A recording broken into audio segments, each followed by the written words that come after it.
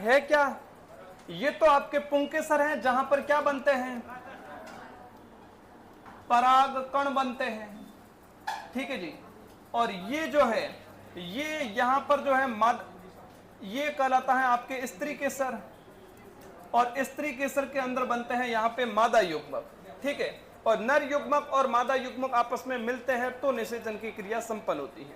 अब होता क्या है भाई, ये पराग कण जो है यहां से अलग अलग माध्यम के द्वारा कहां पर आ जाते हैं, इस वृत्तिका वाले भाग पर आ जाते हैं। ठीक है।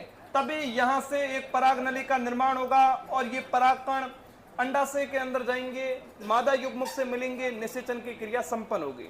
तो मेन बात क्या है भी, ये जो पराग कण है ये पुंकेसर से कहां पर जाते हैं, वृत्तिकाग्र पर जाते हैं। और पराग कणों का पुंकेसर से वृत्तिकाग्र तक पहुंचने की जो प्रक्रिया है, इसी प्रक्रिया को क्या कहा जाता है, परागण कहा जाता है। ठीक है भाई। एक पराग कण जो है पुंकेसर के ऊपर जब पराग कणों का निर्माण होगा, वो अलग अलग माध्यमों के द्वारा कहां पर जाते हैं, वृत्तिकाग्र पर जाते हैं। और पराग कणों का वृत्तिकाग्र तक पहुंचने की जो प्रक्रिया है, जो प्रोसेस है, उसे क्या कहा जाता है, परागण कहा जाता है। अब कैसे जाता है भी, अलग अलग प्रकार से जा सकता है। जैसे जल के माध्यम से जा सकता है, वायु के माध्यम से जा सकता है, कीट के माध्यम से जा सकता है, पक्षी के माध्यम से जा सकता है। किसी भी माध्यम से यदि पहुंचता है तो वहां पहुंचने की प्रक्रिया को क्या कहा जाता है, परागण कहा जाता है। जैसे ये पुंकेसर है, इस पुंकेसर के ऊपर जैसे ही स्फुटन हुआ इसका, तो इसके ऊपर परागकण है, उधर से वायु आई, तो वायु के द्वारा यहां से उड़कर भी परागकण कहां आते हैं, वृत्तिकाग्र तक आ सकते हैं। जल के द्वारा आ सकते हैं। यदि यहां पर कोई छोटा सा कीट बैठा तो उस कीट के टांग पर परागकण चिपक जाते हैं। और यदि यही कीट जो है वापस इस वृत्तिकाग्र पर आ गया तो इस वृत्तिकाग्र पर एक चिपचिपा पदार्थ होता है जो परागकणों को अवशोषण कर देता है। ठीक है। तो सीधी सी बात है कि पराग कणों का पुंकेसर से वृत्तिकाग्र तक पहुंचने की जो प्रक्रिया होती है, उसी प्रक्रिया को क्या कहा जाता है, परागण कहा जाता है। ठीक है। अब ये परागण कितने प्रकार का होता है भी, दो होता है, तीन होता है, दो कौन कौन से, और स्वयं परागण कितने प्रकार,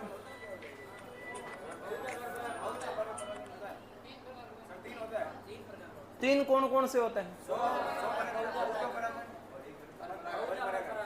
क्या बात है, शाबाश। अब देखो अपन बात करते हैं कितने प्रकार के होते हैं। इसको हटा दूं क्या,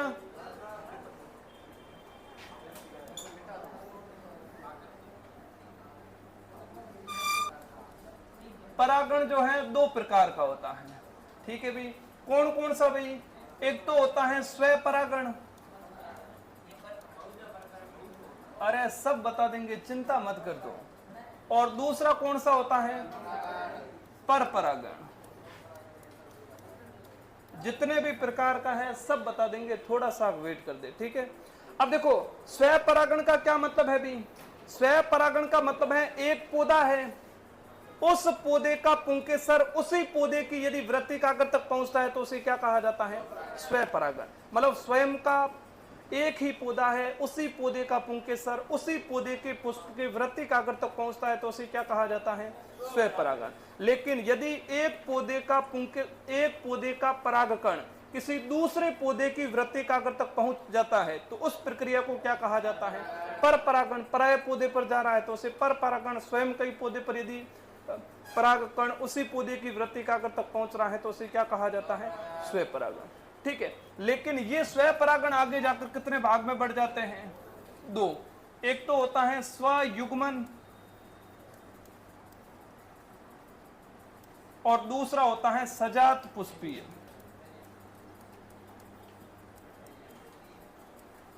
ठीक है भाई। स्वपरागण जो है कितने प्रकार का होता है, दो प्रकार का। एक तो होता है स्वयुग्मन और दूसरा होता है सजात पुष्पीय। ये बात तो पता चल गई, परागण कहते किसे हैं, पराग कणों का पुंकेसर से वृत्तिकाग्र तक पहुंचने की प्रक्रिया को परागण कहा जाता है। ठीक है भाई। चलिए आगे देखो, परागण अपन ने तीन बता दिए। एक तो बताया स्वयुग्मन,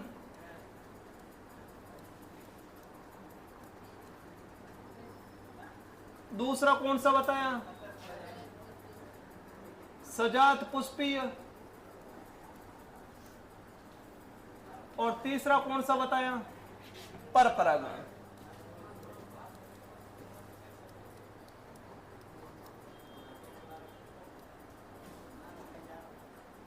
अब देखो तीनों के अंदर अंतर क्या है वो देखो।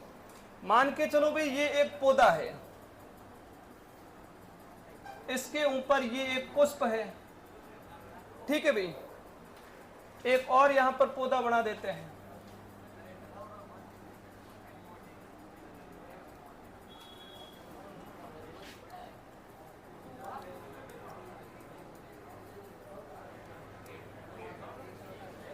अब देखो भाई स्वयुग्मन और सजात पुष्पी का मतलब क्या है भी, ये एक पौधा है, इस एक पौधे का ये जो पुष्प है, इस पुष्प के अंदर पुंकेसर भी पाया जाता है और ये जायांग भी पाया जाता है, दोनों चीजें पाई जाती हैं। यदि इसी पौधे के पुष्प से इसी पौधे के वृत्तिकाग्र तक परागकण पहुंचते हैं तो इस प्रक्रिया को तो क्या कहा जाता है, स्वयुग्मन कहा जाता है। एक ही पौधा है, एक ही पुष्प है, तो उसे तो बोलते हैं स्वयुग्मन, ठीक है। दूसरा है सजात पुष्पीय, इस पौधे के अंदर दो पुष्प पाए जाते हैं। अब इसके अंदर यहां तो एक पुंकेसर पाया जाता है और यहां पर एक जायांग पाया जाता है, तो इस एक पौधे का ये वाला जो पुंकेसर है, यहां से परागकण इसी पौधे के किसी दूसरे पुष्प या दूसरे पुष्प के जायांग पर पहुंच जाता है, तो इस प्रक्रिया को क्या बोलते हैं, सजात पुष्पीय। पौधा एक है लेकिन पुष्प क्या है, अलग अलग है। तो इधर तो क्या हो जाएगा स्वयुग्मन में, स्वयुग्मन का क्या मतलब है भी, स्वयुग्मन का मतलब है एक पौधा और एक पुष्प, ठीक है। और सजात पुष्पी का क्या मतलब हो जाएगा,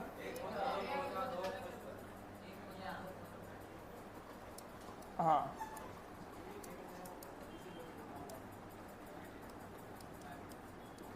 सजात पुष्पीय का मतलब होगा एक पौधा और अलग अलग पुष्प, ठीक है।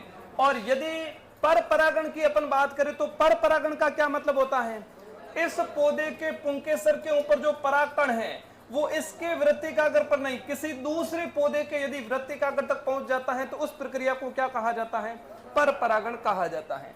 तो पर परागण का क्या मतलब होगा भाई, पर परागण का मतलब होता है दो पौधे या अपन कह सकते हैं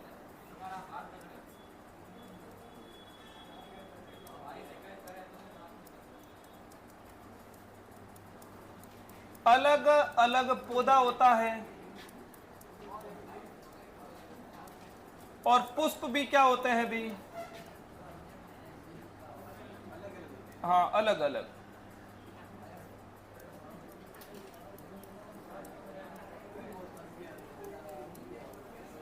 तो इस प्रक्रिया को क्या कहा जाता है, पर परागण कहा जाता है। अरे पता चला कि नहीं पता चला। अब देखो भी एक बार दोबारा बता देता हूं, परागण का मतलब क्या होता है, किसी पौधे के पुंकेसर से पराग कणों का वृत्तिकाग्र तक पहुंचने की प्रक्रिया को परागण कहा जाता है। दो प्रकार का, स्व परागण और पर परागण। स्व परागण भी दो प्रकार का, स्वयुग्मन और सजात पुष्पी, और एक होता है पर परागण।